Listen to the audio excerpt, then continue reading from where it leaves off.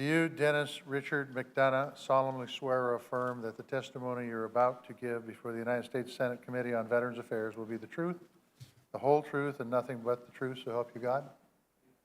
The record reflect that the nominee stated in the affirmative. You have the floor, Denis.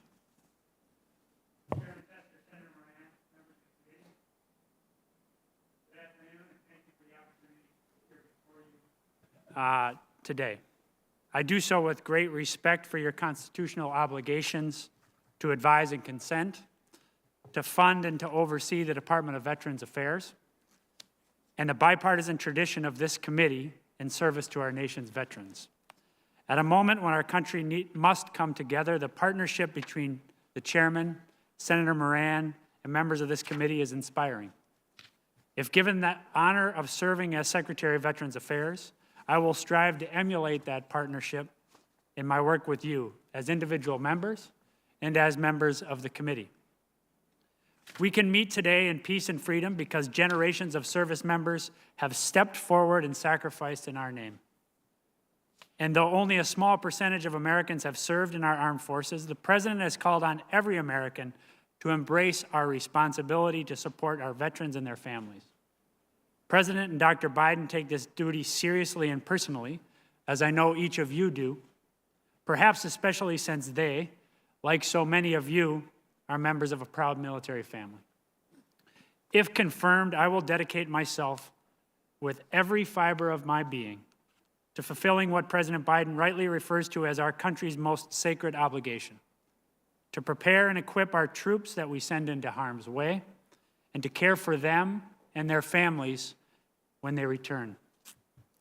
It's true that I'm not a veteran, but in my years of public service, I have had the privilege afforded to relatively few Americans. I've seen up close and been deeply moved by the excellence, talents, dedication of our men and women in uniform. When visiting our soldiers, sailors, airmen, Marines, and Coast Guardsmen in our bases in Afghanistan and Iraq, I've witnessed the heavy burdens of long deployments away from their families. Beside their hospital beds when they come home, I've seen their resilience in the face of wounds, visible and invisible, that can last a lifetime. Standing there at Dover when our fallen heroes come home one final time, I've seen the unimaginable grief of military families to whom we owe a debt that cannot be repaid and whom we will stand with forever. Inside and outside of government, I've been inspired how our veterans continue to strengthen our communities and our country out of uniform as teachers, coaches, first responders, public servants. Most of all, like every American, I owe a profound debt of gratitude to those who have worn the cloth of our nation. It would be a tremendous honor to serve our veterans and their families, caregivers and survivors by leading the VA, to ensure our nation serves our veterans as well as they have served us. If confirmed, I will make it my mission to fight for our veterans with a relentless focus on three core responsibilities of the department: providing our veterans with timely world-class health care, ensuring our veterans and their families have timely access to their benefits, and honoring our veterans with their final resting place and lasting tributes to their service. At the same time, the President has directed me to focus on getting our veterans through this pandemic, helping our veterans build civilian lives of opportunity with the education and jobs worthy of their skills, talents, and service.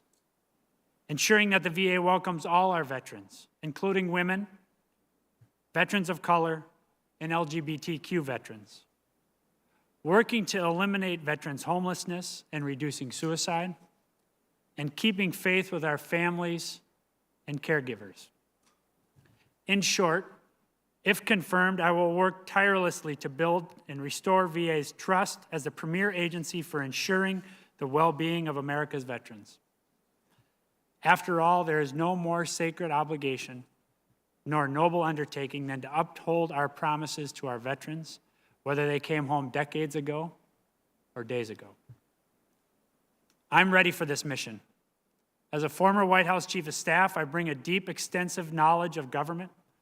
I understand how to untangle and solve large, complex challenges, both across and within large agencies.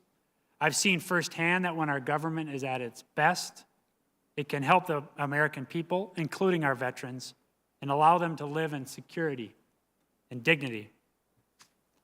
This won't be easy. The Department of Veterans Affairs faces great challenges, challenges made more daunting by the coronavirus pandemic. Its capabilities have not always risen to the needs of our veterans. If confirmed, I promise to fight every single day to ensure that our veterans have the access to world-class, compassionate care that they've earned.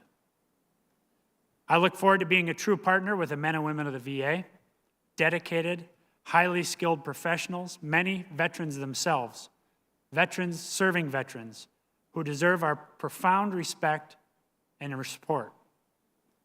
I will also build strong partnerships with the veteran service organizations who devote themselves to their fellow veterans, to their communities, and to our country. I've been given a clear mission by President Biden to be a fierce, staunch advocate for veterans and their families. If confirmed, I will embrace that assignment with the solemnity it demands. This is not a mission I take on alone. Every federal agency has a role in supporting our veterans. If confirmed, I will make that happen. Because again, when it comes to supporting our veterans and their families, every American has a role to play. Chairman Tester, Senator Moran, distinguished members of this committee, thank you again for the opportunity to appear before you today and for the opportunity to join you in caring for our veterans who have served and sacrificed so that we can live in freedom today. May God bless our troops, our veterans, and their families, and as a nation, may we always give them our very best. I look forward to your questions. Thank you for your